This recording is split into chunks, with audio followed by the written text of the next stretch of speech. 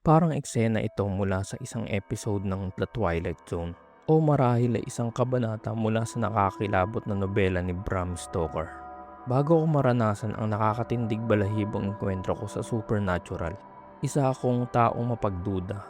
Madalas kong isinasantabi ang mga ganitong kwento bilang gawa-gawa lamang o mga kwentong pampatulog na ikinikwento ng mga lola natin sa atin. Hanggang sa maranasan ko mismo ang sarili kong nakakatakot na kwento ng multo. Nangyari ang karanasang ito noong kalagitnaan ng dekada 90. Noong isa pa lamang kong cub reporter sa Manila Bulletin. Ang editor ko na namamahala sa Futures at Lifestyle section ay nakatanggap ng imbitasyon para sa opening night ng isang dulang itatanghal sa mga guho ng Port Santiago ng isang grupo ng mga stage artist. Bagamat hindi ko na maalala ang pamagat ng dula, malinaw ko pa rin naaalala na tampok rito ang aktres na si Techi Agbayani at idinarehe ito ng komedyanteng si Sosie Tapasio. Dahil may nauna ng lakad ang editor ko, ibinigay niya sa akin ang mga ticket upang ako na lamang ang mag-cover nito para sa pahayagan. Ang imbitasyon ay para sa Sabado, alas 7 ng gabi, sa mga guho ng port, direkta sa tapat ng gusaling kinalalagyan ng mga memorabilia ni Jose Rizal. Naisip kong gawing date ang assignment kaya isinama ko ang girlfriend ko noon upang manood ng dula kasama ko. Napakagarbo ng event. Naroon ang mga sikat na personalidad sa showbiz, pati na rin ang mga kilalang politiko at sosyalidad.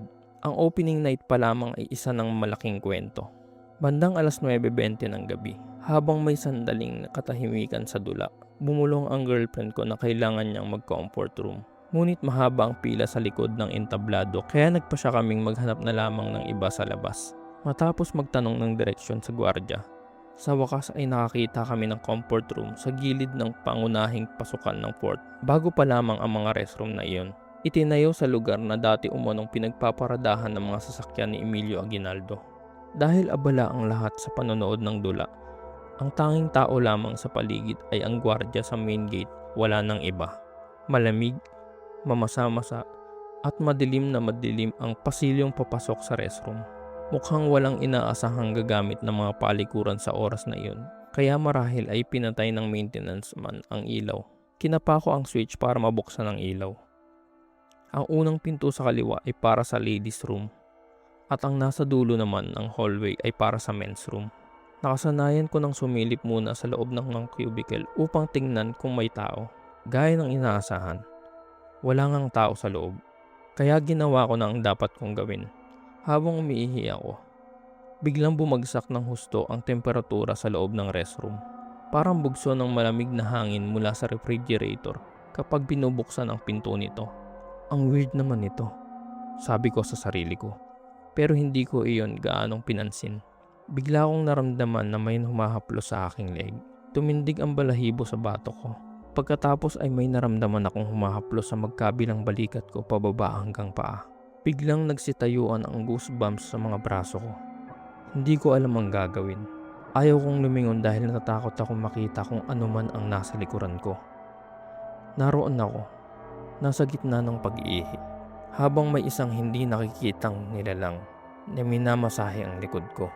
Upang pigilan ang sarili kong mapasigaw sa takot, nagsimula akong humuni ng kung ano-anong hindi maintindihang kanta para mabasag ang mabigat na katahimikan. Pakiramdam ko'y may mga mangyayaring masama anumang oras. Pagkatapos ng tila walang katapusang sandali, habang nasa kalagitnaan pa rin ako ng pag-ihi, sabay-sabay na nag-flash ang lahat ng 5 inidoro sa restroom. Sapat na iyon para mataranta ako. Dahil sa matinding takot, agad kong isinara ang zipper ng pantalon ko kahit hindi pa ako tapos. Saka ako tumakbo palabas ng koridor habang pinipigilang mapasigaw. Pagdating ko sa koridor, narinig kong sumigaw ang girlfriend ko mula sa loob ng ladies room. Agad akong sumugod papasok. Hinablot siya at pareho kaming nagtakbuhan palabas ng pinto. Kalaunan, nang medyo kumalma na kami, ikwinento niya sa akin na may kakaiba rin siyang naranasan sa restroom. Habang nasa cubicle siya, may isang taong nakasuot ng military boots na 3 beses naglalakad pabalik-balik sa harap ng cubicle niya.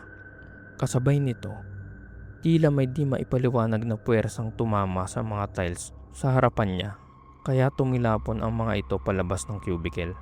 Doon na siya tuluyang natakot kaya napasigaw siya ng malakas.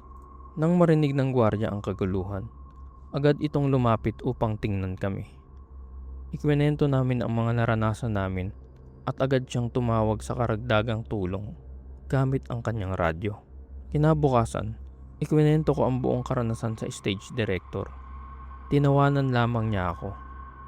Mukhang nasanay na raw sila at ang iba pang miyembro ng play sa mga ganoong kababalaghan kaya halos wala nang nakakatakot sa kanila. Minsan daw, habang nagre-rehearsal sila, may isang multong tumawid mismo sa entablado sa gitna ng isang eksena.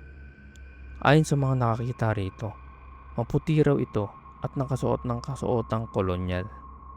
Dahil doon, kinansela nila ang rehearsal para sa araw na iyon. Mahigit isang dekada na ang lumipas mula nang mangyari yun. Ngunit hanggang ngayon ay nahihirapan pa rin akong pumasok sa Port Santiago kapag gabi na.